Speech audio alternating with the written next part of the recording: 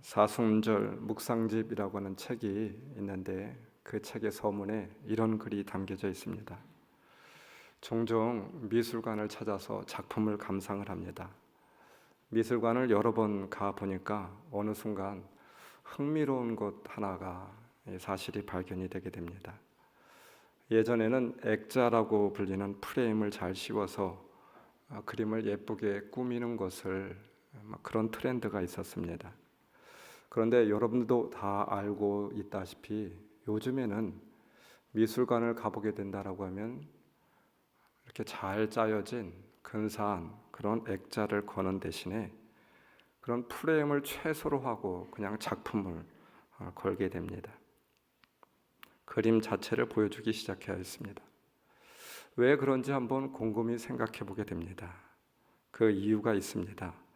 프레임을 씌우는 순간에 보기에는 참 겉으로 보기에는 예쁘고 또 그 그림이 보호받을 수도 있지만 그 작품이 가진 본질적인 그런 부분에 대하여서 감상을 할 수 없기 때문에 프레임을 벗겨내고 있는 것이 아닐까 싶습니다. 본질적인 가치를 날 것 그대로 만날 수 있고 감상할 수 있는 그런 장점이 이 프레임을 벗기게 되면 거기에 장점이 있게 되는 것이죠.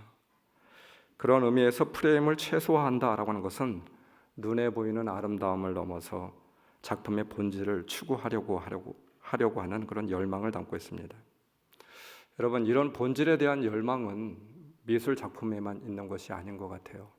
우리가 주위를 둘러보게 된다라고 하면 자동차, 가구, 가전제품 등의 소위 부는 프레임리스, 프레임 없이 그렇게 작품 그대로 아니면 모양 그대로 보여주겠다라고 하는 트렌드가 있습니다. 본질에 주목하고 싶은 시대의 열망이 아마도 반영되어 있는 것이 아닐까 싶어요. 생각해 보았습니다. 그렇다고 하면 우리 믿는 자들에게, 우리 신앙인들에게 있어서 한번 프레임을 벗고 보면 어떠할까 이런 생각이 들더라고요.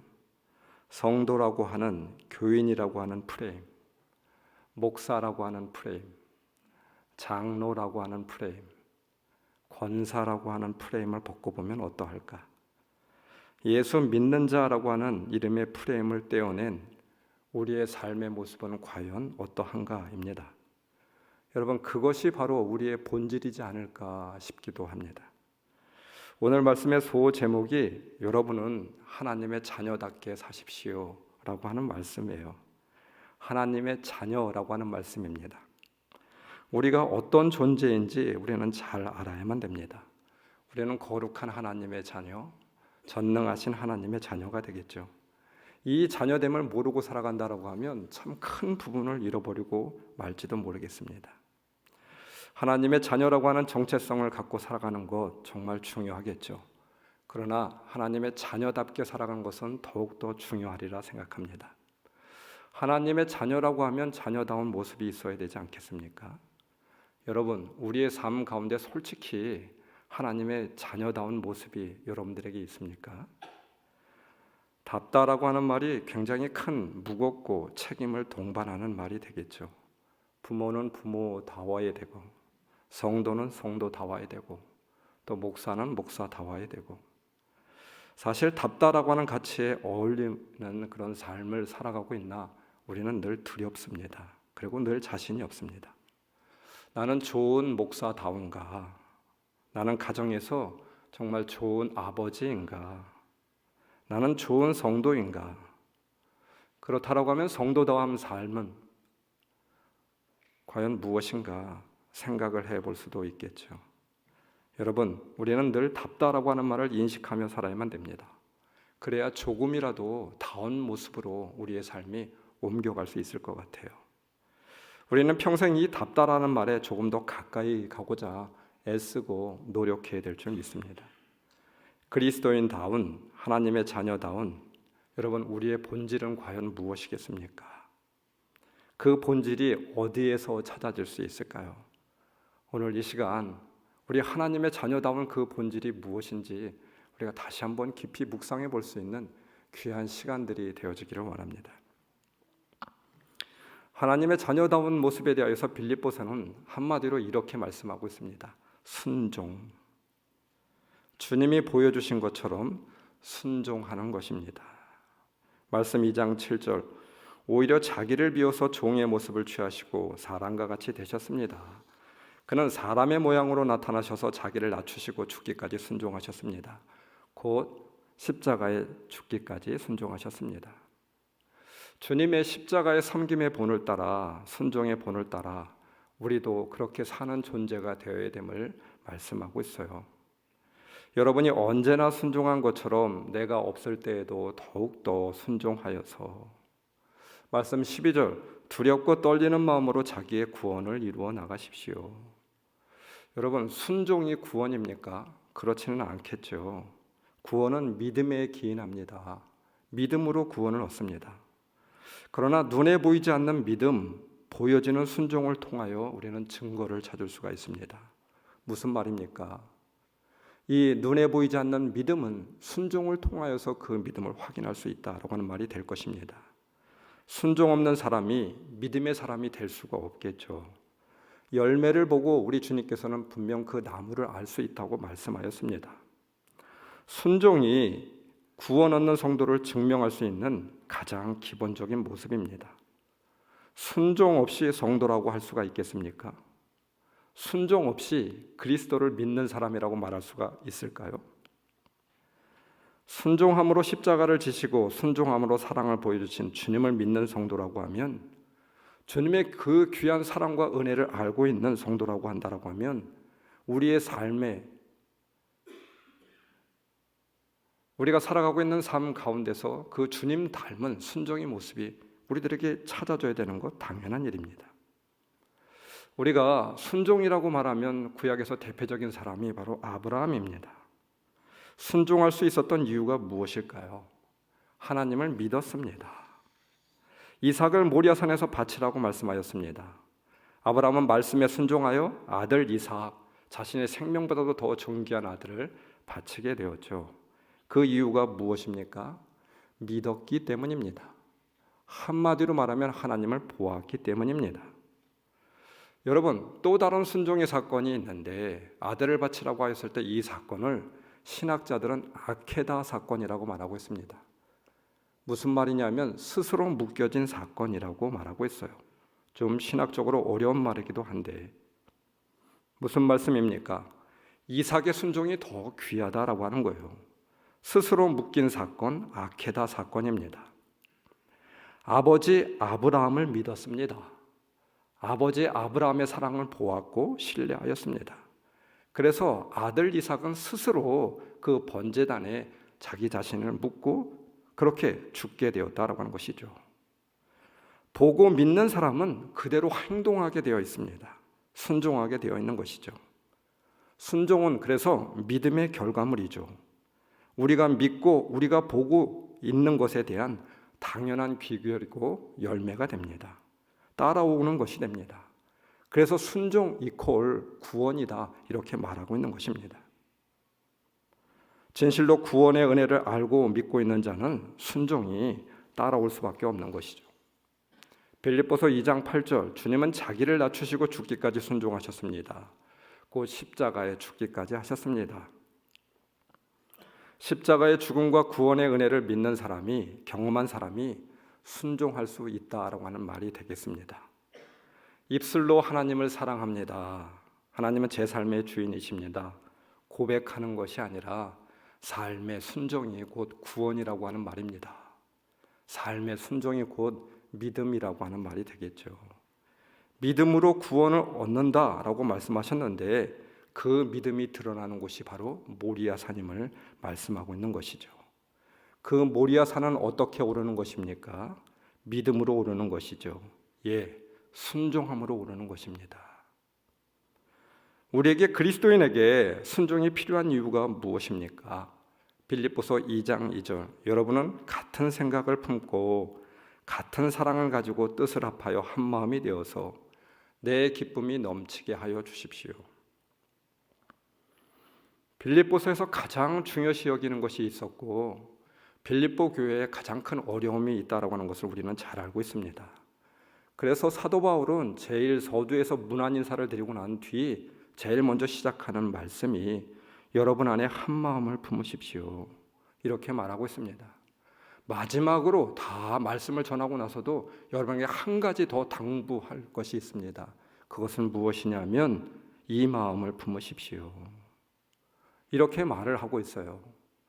여러분, 빌립보 교회는 정말 사도 바울에게 있어서는 너무나도 귀한 교회였습니다. 잊을래 잊을 수 없는 교회. 옥중서신을 쓰면서도 이 교회를 생각하게 된다라고 하면 가슴이 뜨거워지고 감격이 넘치는 교회였습니다. 유럽의 첫 교회였고 성령의 계시로 인하여서 그렇게 세워진 교회였고 이 교회는 그 어려운 상황 가운데서도 늘 바울을 지지하여 주었습니다. 힘들고 어렵고 매맞고 쫓김을 당하고 고통을 받는다 할지라도 늘 한결같은 마음으로 후원하고 사랑하여 주었던 교회. 그래서 이 교회를 생각할 때마다 바울은 눈물이 흘렀다. 마음에 큰 감동이 있다. 이렇게 고백을 하고 있습니다. 그런데 이 교회에 불화와 갈등이 있었어요. 그래서 죽음을 앞둔 그 시점에 이 빌립보 교회에 꼭 당부하고 싶었던 것이 있었습니다. 여러분 안에 이 마음을 좀 품으십시오. 왜 서로 시기하고 갈등하고 있습니까? 감옥에서 눈물로 권면을 하고 있죠. 이 마음을 품어라. 한 마음을 품어라. 연합과 일치를 이루라 말씀하고 있습니다. 너희 가운데 분쟁이 없이 같은 마음과 같은 뜻으로 온전히 합하라. 빌립보서 4장 2절 나는 유오디아에게 권면하고 순두계에게도 권면합니다. 주님 안에서 같은 마음을 품으십시오. 주님과 같이 내가 없을 때에도 더욱더 순종하여서 두렵고 떨리는 마음으로 자기의 구원을 이루어 나가십시오. 같은 마음이 되지 못함은 시기와 불평, 갈등이 있음은 불순종에 기인합니다. 서로가 서로에게 그리고 주님에게 순종하지 못함에 있습니다. 순종하지 못함의 결과는 빌립보서 2장 14절 무슨 일이든지 불평과 시비를 하지 말고 하십시오. 불평의 일이 되고 시비의 일이 될 수밖에 없습니다. 말씀 3절 무슨 일을 하든지 경쟁심이나 허영으로 하지 말고 겸손한 마음으로 하고 자기보다 남을 낮게 여기십시오. 경쟁심이나 어떤 일이든지 허영이 되고 교만한 마음으로 남을 낮게 여김이 아니라 업신여기고 정죄하게 된다라고 하는 말입니다. 순종이 없으면 이 모든 일들이 다 헛될 수밖에 없다라고 하는 거예요. 순종의 자리가 아닌 불순종의 자리에는 육신의 것들만이 존재할 수밖에 없습니다. 여러분은 아직도 육신에 속한 자로다. 너희 가운데 시기와 분쟁이 있으니 어찌 육신에 속하여 사람을 따라 행함이 아니리요. 아담과 하와 그 첫 인류는 불순종하였습니다. 그래서 스스로 하나님의 보호하심을 벗어버리게 되었죠. 그 결과는 어떠하였습니까? 수고와 아픔뿐이었습니다. 그리고 죽음이 찾아왔습니다. 그들이 누린 귀한 자유와 보호를 불순종함으로 그들 스스로가 잃어버리게 되었던 것이죠. 여러분, 성경 속에서 불순종한 사람들의 그 최후를 보십시오. 사울을 보십시오. 요나를 보십시오. 고멜을 보십시오. 다 결과가 좋지 못하였잖아요. 개인과 그뿐만 아니라 공동체가 서로 파멸하게 되었습니다. 아픔과 고통을 남기게 되었습니다. 불순종하였을 때 찾아오는 결론은 늘 동일하였던 것이었죠. 하나님과의 단절입니다. 은혜의 단절이었어요. 하나님의 보호하심의 박탈이었습니다. 가정에서도 마찬가지였습니다. 서로 순종할 때 하나가 되고 가정이 지켜지게 되는 것이죠. 여러분, 행복한 가정이 되는 거 아니겠습니까? 불순종할 때 그 가정은 갈등과 분열이 찾아오게 됩니다. 일치가 깨어지게 되는 것이죠. 교회에서 목사님의 말씀에 순종이 안 될 때 여러분의 삶 가운데 은혜가 임할 수가 있겠습니까? 제대로 신앙생활할 수 있을까요? 그런 일은 있을 수가 없어요. 결국에는 은혜가 메말라서 스스로 고사하여서 죽게 되는 것입니다. 그래서 순종은 우리 스스로를 지키는 가장 큰 은혜입니다. 은혜를 담는 그릇이라고 말하고 있는 것이죠. 부족하더라도 우리 성도들이 교육자들에게 순종하는 성도들이 되었으면 합니다. 저한테는 물론 잘 순종하고 계시지만 우리 전도사님, 부목사님들 순종해 주세요. 저와 똑같이 그렇게 순종해 주세요. 여러분들을 섬기시는 분들이잖아요. 주님께서 세워주신 귀한 교육자들입니다. 하나님의 종들입니다. 특별히 여러분들의 전도사님들에게 좀 잘 섬겨주세요. 막대하지 말아주세요. 왜 말을 막 합니까? 섬겨주세요. 순종해주세요. 그래야 우리의 은혜의 통로가 막히지 않게 되는 것이죠. 풍성한 주님의 은혜를 누릴 수 있는 것입니다. 물론 사람인지라 잘못할 수도 있습니다. 마음에 들지 않을 수도 있습니다. 부족할 수도 있습니다. 그래도 순종하고 섬겨주셔야죠. 그게 믿는 사람들 아니겠습니까? 여러분, 잘할 때만 순종할 수 있다라고 하면, 내 마음에 들 때만 순종할 수 있다라고 하면 세상 사람들도 다 할 수 있어요. 권력에 순종하고 자신에게 이익이 되고 잘하는 사람에게 순종하는 것, 세상 사람들도 모두 다 잘하고 있는 순종입니다. 그러나 잘 못할 때에도 마음에 들지 않아도 나에게 불이익이 있다 할지라도 순종하는 것은 그리스도인들의 순종이죠. 그리스도인들만이 할 수 있는 것입니다. 진짜 그리스도인들만이 할 수 있는 순종이죠. 믿음의 사람들의 순종입니다. 성숙한 그리스도인들은 먼저 순종하는 것입니다. 은혜를 내가 더 많이 받은 자로서 내가 순종하게 되는 것이죠. 내가 기쁘게 자원하여서 사랑하고 순종하는 모습이 바로 그리스도인들의 모습이 아니겠습니까? 예수님은 우리를 위하여 기쁘게 순종의 본을 보여주셨습니다. 주님이 먼저 사랑하고 주님이 먼저 희생하고 주님이 먼저 낮아지셨어요. 그 십자가의 은혜를 아는 자로서 우리 또한 그 주님의 모범의 본을 따라갈 수 있는 귀한 성도들이 되어야 될 줄 믿습니다. 말씀 16절, 생명의 말씀을 굳게 잡으십시오. 어떻게 우리가 순종할 수 있는지에 대해서 성경은 권면하고 있습니다. 어떻게 순종의 삶을 이루어 나갈 수가 있겠습니까? 말씀을 보십시오. 순종의 삶은 그냥 이루어지지 않아요. 순종하고 싶다고 순종이 되어지는 것입니까? 아닙니다. 사실 순종이 안 되는 근본적인 이유는 간단합니다. 하나님의 주권보다 내 주권이 앞서고 있기 때문이 그렇습니다. 순종이 되지 못하는 이유는 내 뜻과 내 의지가 하나님보다 앞서기 때문입니다. 제가 새신자 교육을 하고 있는데 새신자 교재 가운데 이런 말씀이 있습니다. 순종에 대해서 이렇게 정의를 내리고 있어요. 하나님께 순종하지 않는 이유는 어찌 보면 단순합니다. 이렇게 고백을 합니다. 그것은 무엇이냐면 순종의 대상이 하나님이 아니기 때문이라고 하는 것이죠. 정작 순종해야 할 하나님의 자리에 엉뚱한 순종의 대상을 세워놓고 있기 때문입니다. 이렇게 정의를 내리고 있습니다. 내 자신의 계획과 내 자신의 중심, 내 자아가, 내 이익이, 내 하는 일이 그 중심에 서 있기 때문에 순종이 안 된다 이 말입니다. 여러분 그렇지 않습니까? 한번 곰곰이 생각해 보세요. 자기 중심주의가 바로 우리의 가장 무서운 우상이 되고 있다라고 하는 말입니다. 내 생각은 죽어야 되는데 내 뜻은 죽고 하나님만이 살아야 되는데 그 중심에 하나님이 세워져 있어야 되는데 내 생각과 내 자아와 내 뜻이 그 중심에 서 있습니다. 그러니 결단코 순종이 될 수 없는 거 아니겠습니까?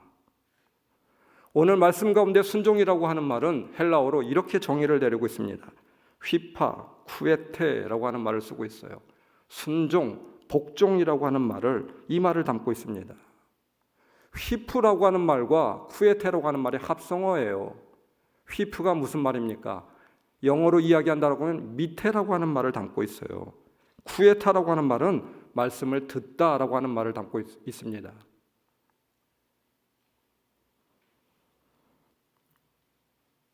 휘파 쿠에테, 내 생각, 내 주권을 내려놓고 말씀 밑에서 말씀에 붙잡혀져서 듣는다. 이 말이 바로 휘파 쿠에테라고 하는 말입니다. 나의 이해, 내 생각을 배제한 듣기를 말하고 있는 것이죠. 내가 이해되기 때문에 듣는다라고 하는 말이 아닙니다. 말씀에 꺾여져서 듣는다라고 하는 말이 바로 이 말의 본뜻입니다. 하나님의 말씀으로 꺾여진 듣기, 나의 합리성과 나의 이성과 나의 이해 관계를 떠나서 하나님의 말씀에 곱비에 붙들려서 듣고 순종할 수 있다라고 하는 말이 바로 휘파쿠에테 이 말입니다. 제가 여러분들에게 지난 강림절 새벽기도를 통해서 한번 드려진 말씀이기도 한데, 저는 어렸을 때 저희 아버지가 농사 짓는 그런 시골에서 농사를 짓고 살았기 때문에 제가 늘상 그렇게 아버지를 돕지는 못했지만 가끔 아버지를 도와서 논에 나가기도 하였습니다. 아버지가 일을 하실 때 어머니와 함께 밥을 가지고 나가서 같이 밥을 먹기도 하고, 가을에는 추수를 하고 이 낫가리를 집에 가지고 와서 집에서 그 낫가리를 떼기도 하고 소에다 먹이를 주기도 하고 하였습니다. 달구지를 끌고 손에서 일을 하시고 아버지는 벼 낫가리 탈곡한 것을 가지고 집으로 돌아오시기도 하였습니다. 달구지는 정말 그 위에 집더미를 산처럼 높이 쌓아서 그렇게 볏집을 그렇게 싣고 오시게 되었습니다. 저는 참 그 일이 고된 일이기도 하고 그 일이 좀 싫었어요. 그러나 단 하나 참 좋은 것이 있었습니다. 달구지에다 그 볏집을 싣고 오게 되었을 때 그 위에 아버지가 로프로 묶어놓으면 그 꼭대기에 올라가서 타고 오는 것이 참 즐거웠습니다. 흔들리기도 하면서 꼭대기 위에서 그렇게 주위를 바라볼 수 있다라고 하는 것이 얼마나 참 좋은지 몰랐어요. 그런데 가만 보면 그 소가 어떻게 큰 낫가리를 그렇게 실어 나를 수 있을까? 나중에 집에 와서 보면 소의 등에 땀이 흥건히 다 젖어서 얼마나 김이 모락모락 오르고 있는지 모릅니다. 소가 좋아서 그 힘든 일을 하고 있는 것입니까? 아니에요. 소는 저처럼 그렇게 좋아서 일을 하고 있는 것이 아니었어요. 그럼 무엇입니까? 단 한 가지 이유가 있다라고 하면 바로 주인의 소에 그 곱비가 붙들려져서, 그래서 일을 할 수밖에 없다라고 하는 거예요. 순종할 수밖에 없다라고 하는 것이었습니다. 말씀의 곱비, 십자가의 곱비에 붙들린 사람만이 순종할 수 있게 되는 것이죠. 좋을 때만이 아니라 어려운 때도, 하기 싫은 일이 있어도, 할 수 없는 일이어도 순종할 수 있는 이유가 있다라고 하면 말씀에 붙들려 있기 때문입니다. 말씀의 곱비에 내 심령이 붙들려 있을 때 그때 우리는 순종할 수 있어요. 예수님께 붙들려 있을 때에만 우리는 순종할 수 있다라고 하는 말입니다. 우리가 한 가지 순종할 수 있는 이유, 근거가 있다라고 하면 말씀에 사로잡힌 자들이기 때문입니다. 말씀이 아니면 순종할 이유도 근거도 없습니다. 내가 말씀의 사람이기 때문에, 말씀의 곱비에 붙들려 있기 때문에 순종할 수 있게 되는 것이죠. 예수님이 내 삶을 쥐고 있기 때문에 순종할 수 있는 거 아니겠습니까? 요한복음 15장에서 예수님은 포도나무 가지에 유명한 비유를 하시고 있습니다. 포도나무 가지가 줄기에 붙어 있듯 믿는 사람들은 예수님 안에 든든히 머물러 있어야 한다고 말씀하고 있습니다. 요한복음 15장 5절, 나는 포도나무여 너희는 가지이다. 사람이 내 안에 머물러 있으면 그는 많은 열매를 맺는다. 너희는 나를 떠나서는 아무것도 할 수가 없다. 이 말씀의 전반부는 쉽게 납득이 됩니다. 예수 그리스도 안에 거하면 많은 열매를 맺게 된다라고 하는 것이죠. 우리는 잘 알고 있습니다. 누구나 인정할 수 있는 말입니다. 하지만 후반부의 말씀은 우리가 좀처럼 납득하기 어렵습니다. 나를 떠나서는 너희가 아무것도 할 수 없습니다. 여러분 잠시 한번 생각해 보십시오. 예수님을 믿지 않는 사람들이 아무것도 할 수 없나요? 아니에요. 우리보다도 더 큰 일을 할 수도 있어요. 위대한 일을 이룰 수도 있고 많은 일을 할 수도 있습니다. 또 그렇게 하고 있습니다. 그렇다라고 하면 예수님께서는 왜 이런 말씀을 하고 있을까요? 예수님이 실제로 하시고 싶은 말씀은 바로 무엇입니까? 나를 떠나서 나에게 붙들림 받지 않고 너희가 하는 모든 일들, 그것이 궁극적으로는 아무것도 아니다라고 하는 거예요. 그 일은 궁극적으로 다 죄된 일뿐이고 세상에 허망한 일들이 될 뿐이다, 이 말씀을 하고 있는 거 아니겠습니까? 나를 떠나서 나에게 붙들림 받지 않고 너희가 하는 일들은 아무것도 아니다. 방향이 잘못되어진 일들, 결국은 죄된 것들, 육신의 일들이 될 뿐입니다. 혹시 오늘 이 자리에도 보니까 우리 장로님들 몇 분, 또 성도님들 몇 분이 3.1절 기념 예배 때 그렇게 우리 교회에서 충북연회 주관으로 하였던 104주년 3.1절 기념 예배를 드렸던 분들이 있을 것입니다. 감독님께서 말씀을 주셨는데 김윤혜 교수가 쓴 이 암흑의 평전이라고 하는 이 글을 인용을 하셨습니다. 그 글에는 이렇게 적혀져 있습니다. 한 사람을 소개를 하고 있어요. 지금부터 말하는 그는 누구이겠습니까? 라고 질문을 하며 여러분들도 한번 생각해 보았으면 좋겠습니다. 이렇게 화두를 열게 되었어요. 3.1 운동을 할 때 있었던 그런 인사 가운데 한 사람이었습니다. 그는 24살에 과거 문과에 급제하여서 24살에 관료로 진출을 하게 됩니다. 그리고 당시 고종의 총애를 입어서 정삼품에 오르게 됩니다. 과거에 합격을 하여서 진출한 지 3년 만에 정삼품에 오르게 되었어요. 당시 세자인 순종의 스승이 되게 됩니다. 그의 나이가 30이 되었을 때 고종은 그를 너무나도 귀한 인재로 여겨서 유경공원에 보내게 됩니다. 그래서 영어를 배우게 해요. 서구 문물을 익히게 만들고 있습니다. 주미공사의 외교관으로 파견을 하여서 세계 정세를 파악하도록 하였습니다. 귀국 후에 우리나라에 있었던 알렌 선교사의 적극적인 후원을 받아서 당시 을미사변이 일어나게 되었는데 그로 인하여서 고종이 러시아 공관으로 피신하게 되었습니다. 바로 그때 이 모든 일들을 주관하였던 충신 가운데 하나였습니다. 그는 시와 글씨를 즐겼다라고 해요. 전국을 위람할 때에도 시를 짓고 글씨를 쓰는 풍류 속에 살았던 아주 멋진 사람이었습니다. 1922년 최초로 열린 조선미술전람회에서 서예 심사를 맡기도 하였던 그런 인사였습니다. 1896년 2월에 독립협회 결성에 참가했고 위원장으로 선출이 되었고 나중에는 독립협회 회장으로 그렇게 활동을 하게 되었습니다. 그뿐이 아니라 자신이 가지고 있었던 거의 전 재산이나 다름없는 100원이라고 하는 거액을 자진 납부하여서 독립문을 세우는데 그렇게 일조하였던 앞장서였던 그런 사람이었습니다.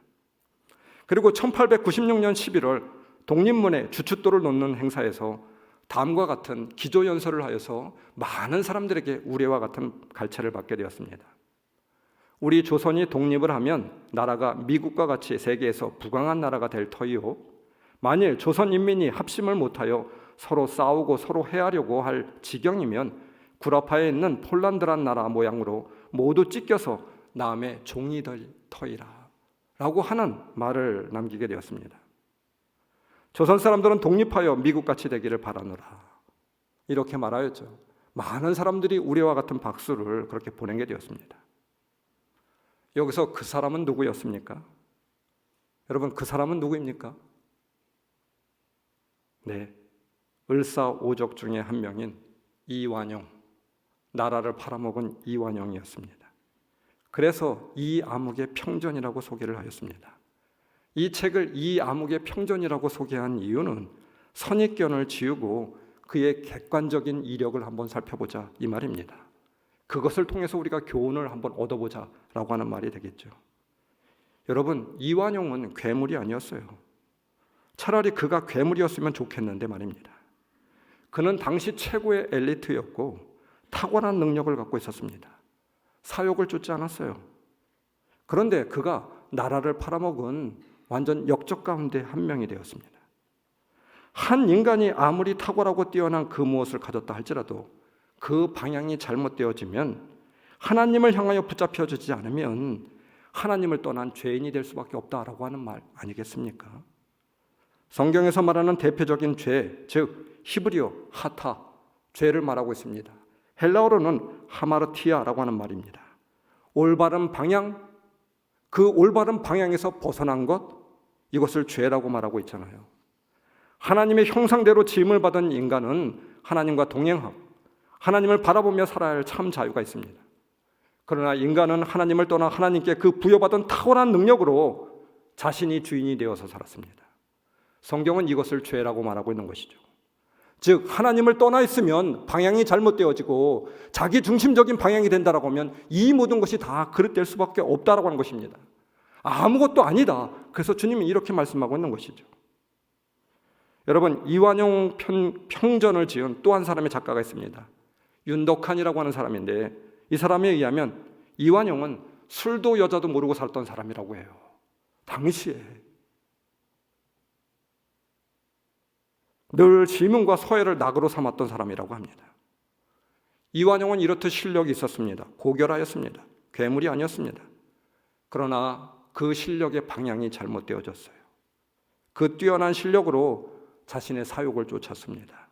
자신이 중심이 되어졌어요. 아무리 한 인간이 아무리 탁월하고 뛰어난 그 무엇을 이뤘다 할지라도 방향이 잘못되어지면 그는 역적일 뿐입니다. 하나님께 붙잡힌 바 되지 못하면, 말씀에 붙잡힌 바 되지 못하면 우리 또한 이완용이 될 수 있음을 시사하고 있는 거 아니겠습니까? 언제든지 넘어질 수 있어요. 삶의 방향이 잘못되어질 수 있습니다.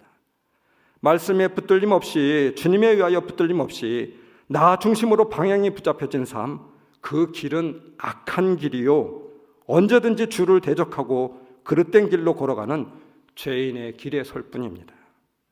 사랑하는 성도 여러분, 우리의 인생은 말씀에 붙잡혀져야만 됩니다. 말씀에 꺾여진 인생이 되어야 돼요. 그리스도로 붙잡힌 바 되어져야만 됩니다. 단 한순간도 놓을 수 없습니다. 그래야 우리 삶이 바른 방향을 잡아 나갈 수 있는 것이죠.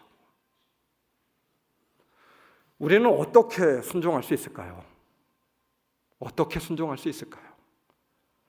주님이 원하시는 것이 순종입니까? 아니에요.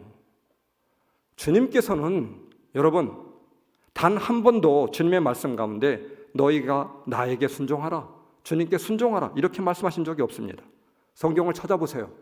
우리 보고 주님께 순종하라고 말씀하셨습니까? 오늘 말씀도 잘 보세요. 사도 바울이 성도들에게 서로에게 권면한 이야기입니다. 너희 서로 순종하라라고 하였지 주님이 너희들 보고 나에게 순종하라 이렇게 말씀하시지 않았어요. 빌립보서 2장 20절, 나의 간절한 기대와 희망은 내가 아무 일에도 부끄러움을 당하지 않고 온전히 담대해져서 살든지 죽든지 전과 같이 지금도 내 몸에서 그리스도께서 존귀함을 받으시리라는 것입니다. 말씀 17절, 그리고 여러분의 믿음의 제사와 예배에 나의 피를 붓는 일이 있을지라도 나는 기뻐하고 여러분 모두와 함께 기뻐하겠습니다. 바울에게도 순종이 목적이 아니었습니다. 그럼 무엇입니까? 주님과의 사귐이 목적이었죠. 우리가 바로 알아야 할 것이 있습니다. 우리 주님은 우리의 순종을 요구하는 것이 아닙니다. 단 한 번도 우리의 순종을 요구하거나 강요하신 적이 없습니다. 그럼 무엇을 요구하였습니까? 사귐을 요구하였죠. 교제를 원하셨습니다. 여러분, 주님이 요구하지 않으신 순종을 주님께 할 필요가 없습니다. 순종하지 마십시오. 이 말입니까? 그것이 아니겠죠. 그런 말이 아닙니다. 사귐 없는 순종이 필요치 않다라고 하는 말입니다. 순종이 먼저가 아니라 그 순종은 사귐의 결과물이 된다라고 하는 말이 되겠죠. 13절, 하나님은 여러분 안에서 활동하셔서 여러분으로 하여금 하나님을 기쁘게 해드릴 것을 염원하게 하시고, 우리 안에, 내 안에 활동하시는 분, 바로 나와 교제하기를 원하시는 분, 나와 사귐을 원하시는 분, 예수님 되십니다. 이것이 하나님을 기쁘게 해드리는 일이래요. 무엇을 하고 안 하고가 중요함이 아니잖아요. 성경의 말씀을 굳게 잡으십시오. 생명의 말씀을 굳게 잡으십시오. 생명 되신 예수님의 사귐을 말씀하고 있는 것입니다. 성령의 충만이죠. 성령과의 교제입니다. 성령과의 사귐입니다. 그래야 우리는 한 마음을 이룰 수 있습니다. 우리의 삶의 방향이 올바른 방향으로 나아갈 수 있고, 시기와 불평으로 허영으로 살지 않습니다. 교만한 마음으로 죄된 길에 들어서지 않게 되는 것입니다. 사귐이 있어야만 됩니다. 순종은 그냥 이루어지는 것이 아니에요. 사귐이 있어야 순종이 될 수 있는 거 아니겠습니까? 여러분, 육체적인 순종, 형식적인 순종, 의무적인 순종, 아니 순종하는 것처럼 보이는 것 할 수 있어요. 그러나 자발적인 순종, 감동의 순종, 마음으로서의 순종, 이것은 그냥 되어지는 것이 아니잖아요. 이러한 순종은 사귐이 있을 때, 특별히 주님과의 사귐이 있을 때 이루어지는 거 아니겠습니까? 부부 사이에도 얼마만큼의 순종이 있느냐는 얼마만큼의 사귐이 존재하느냐에 따라 그 순종이 짐이 될 수도 있고, 순종이 불평과 시비가 되어질 수도 있고, 아니면 그 순종이 기쁨의 순종이 되어질 수도 있잖아요. 여러분, 부부 사이에 왜 문제가 일어납니까? 부부 관계를 망가뜨리는 환경적인 요인이 많이 있어서 아닙니다. 문제의 핵심은 사귐이 중단되었거나 아니면 사귐이 아예 없었거나, 그래서 우리 부부 사이에 문제가 있는 거 아니겠습니까? 부부 사이에 진정한 사귐이 지속되고 그로 인해서 이심전심이 통하게 되고 전인적으로 하나가 된다라고 하면 다른 조건들은 문제가 되지 않아요. 사귐이 없고 동거만 하게 되니까 깨어지게 되는 거 아니겠습니까? 어떤 교회에서요, 말씀을 준비하는데 어떤 목사님이 이런 칼럼을 적었더라고요. 30대 성도들이 모여있는 선교회가 있었는데 우연찮게 목사님이 그 선교회가 이야기하는 것 이렇게 듣게 되었다라고 해요. 자기들끼리 하는 이야기를 목사님이 듣게 되었는데 그것도 알지도 못하고 이렇게 이야기를 나누고 있었습니다. 한 자매가 이런 이야기를 했습니다. 임신한 몸으로 직장에서 돌아와서 저녁을 남편에게 열심히 차려주게 되었습니다. 그런데 된장찌개를 해주게 되었는데 두부를 넣지 않고 그렇게 된장찌개를 끓여주었다고 합니다. 자기 남편이 된장찌개에 두부를 넣지 않았다라고 불평을 했다라고 하는 말이었어요. 그 말을 듣고 있었던 한 다른 자매가, 한 성도가 이렇게 이야기를 했습니다. 그걸 그냥 놔뒀냐고, 밥상을 확 엎어버리지. 옆에 있던 또 한 성도가 이렇게 이야기합니다. 앞으로 지가 차려 먹으라고 그래. 같은 여자의 입장에서 아마도 의분이 일었던 모양인데, 그렇다고 하더라도 좀 심한 거 아니겠습니까? 교회 다니는 성도인데 교회에서 집사님이 성도님들의 입에서 나올 그런 소리는 아니잖아요. 여러분은 어떻게 생각하십니까? 목사님은 이런 생각이 들었대요. 대한민국의 아줌마들 참 조심해야 되겠다고 그렇게 결심을 굳힌 계기가 되었다고 합니다.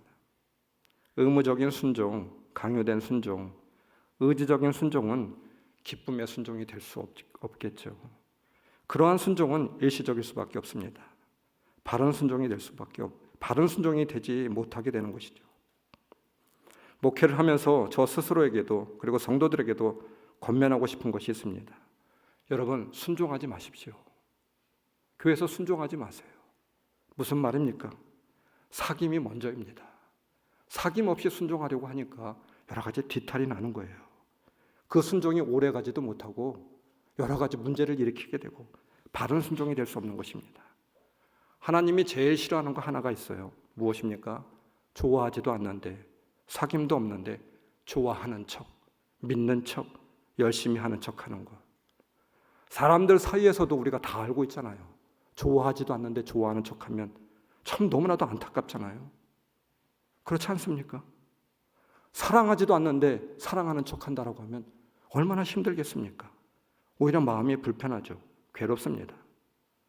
여러분, 주님과의 친밀한 사귐이 먼저입니다. 사랑의 교제가 먼저예요.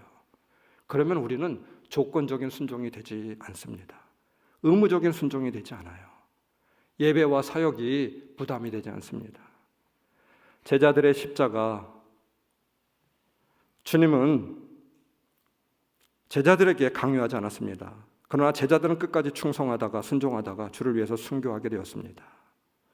순교는 우리의 믿음이 끝까지 변치 않는 것을 의미하죠. 제자들 모두는 다 그렇게 순교하였습니다. 은사 중에 은사는 끝까지 변치 않는 은사라고 해요.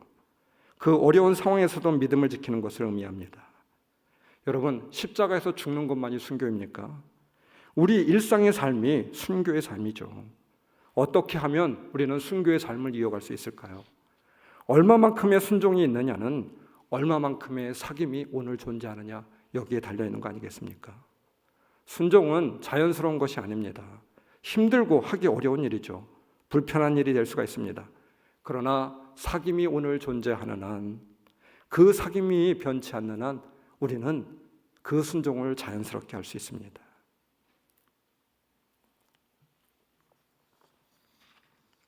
목요일날 목요기도의 시간에 찬양을 부르고 기도하는데 제 마음 가운데 기도가 있었습니다. 제 눈에 뜨거운 눈물이 흐르게 되었어요. 주님과의 뜨거운 사귐이 오늘 나에게 있는가라고 하는 질문이었습니다. 그 사귐이 단절된 채 그 단절이 끊어진지도 모른 채 살아온 것은 아닌지 질문이 되어지더라고요. 나에게 필요한 것은 다른 무엇이 아니었습니다. 대단한 무엇이 아니었어요. 주님이 저에게 원하는 것은 목회를 잘하고 말씀을 잘 전하고 성도들을 돌보고 교회를 관리하고 이것이 중요한 일인가? 라고 하는 물음이었어요. 이러한 것 이전에 주님이 나에게 원하시는 것이 무엇일까? 그것은 무엇일까? 단 하나였습니다. 나 자신이었습니다. 너가 나와 함께하고 싶다라고 하는 그 주님의 마음이었습니다. 다른 무엇은 다 필요 없어. 그냥 너와 사귐을 갖고 싶다라고 하는 주님의 마음이지 않을까 싶었습니다. 저는 주님의 목적이기보다는 그 외의 것들에 대해서 집중하였던 것 같습니다. 그래서 때로는 지치고 때로는 외롭고 때로는 힘들어하고, 여러분, 저의 고백만이 아니라 우리의 모두의 고백이 아닐까 싶어요. 참 많이 울었습니다. 주님, 나에게 오직 주님만 필요합니다. 주님만 나에게 주시옵소서. 그 살아있는 사귐만이 나에게 필요합니다 라고 하는 고백이었습니다. 노리치의 줄리안의 기도문이 있어요. Thou art enough for me 라고 하는 기도입니다. 좋으신 하나님, 제게 당신을 주소서. 저는 당신으로만 채워질 수 있고 당신만 못한 것을 구하는 것은 당신께 합당한 기도가 못되기 때문입니다. 당신만 못한 것을 구하는 이는 빈궁할 수밖에 없습니다. 오직 당신만이 모든 것이기 때문입니다. 좋으신 하나님, 제게 당신을 주소서. 사랑하는 성도 여러분, 우리의 고백이 이와 같은 고백이 될 줄 믿습니다. 보아라, 내가 문 밖에 서서 문을 두드리고 있다. 누구든지 내 음성을 듣고 문을 열면 나는 그에게로 들어가서 그와 함께 먹고 그는 나와 함께 먹을 것이다. 요한계시록 3장 20절. 주님이 대문 밖에서 내 심령의 문을 두드리고 있습니다. 나와 사귐을 갖기 원하고 있습니다. 그것이 오직 주님의 한 가지 목적입니다. 여러분들은 주님과 진정 사귐을 갖고 있습니까? 친밀한 교제가 주님 안에 있습니까? 그 교제가 끊어진지도 모른 채 빈 영혼으로 그렇게 살아가고 있는 것은 아닙니까? 여러분의 삶 가운데 주님 안에 진정한 살아있는 그런 사귐이 있어지기를 주님 이름으로 축원합니다.